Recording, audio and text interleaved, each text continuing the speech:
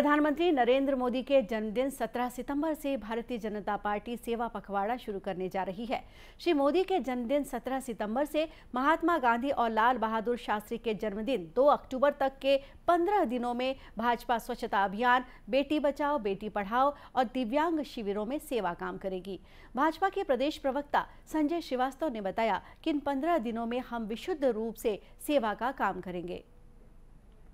इस आह्वान पर पूरे देश में, हमारी सभी राज्यों में, सभी जिलों में, सभी मंडलों में और सभी बूथों पर माननीय नरेंद्र मोदी जी हमारे यशस्वी प्रधानमंत्री के जन्मदिवस से 17 सितंबर से लेके 25 सितंबर पंडित दीनदयाल उपाध्याय जी की जयंती और 2 अक्टूबर गांधी जी और शास्त्री जी की जयंती तक एक सेवा पखवाड़े के कार्यक्रम का निर्धारण किया गया है।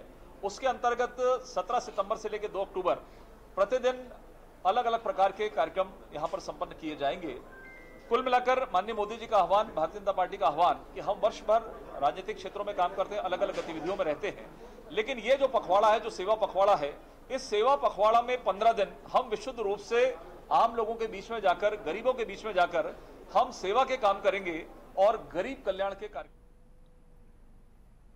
राजनांदगांव जिले में भी भाजपा सेवा पखवाड़े में विभिन्न आयोजन कर रही है। भाजपा प्रवक्ता नीलू शर्मा ने बताया कि सेवा पखवाड़ा के दौरान भाजपा कार्यकर्ता गांव-गांव पहुंचकर स्वच्छता अभियान चलाएंगे। इसी तरह वृहद चिकित्सा शिविर और रक्तदान शिविर का भी आयोजन होगा।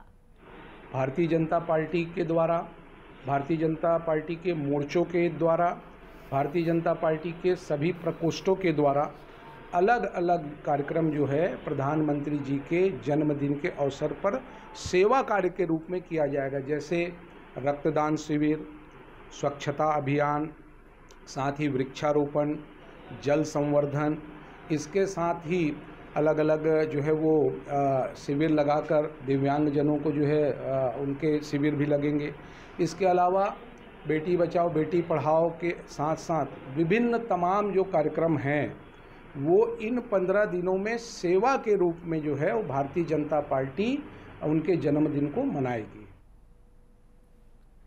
सेवा पखवाड़ा के अंतिम दिन यानी 2 अक्टूबर को भाजपा खादी के वस्त्रों की खरीदी, किसानों और जवानों का सम्मान समारोह जैसे आयोजन करने जा रही है।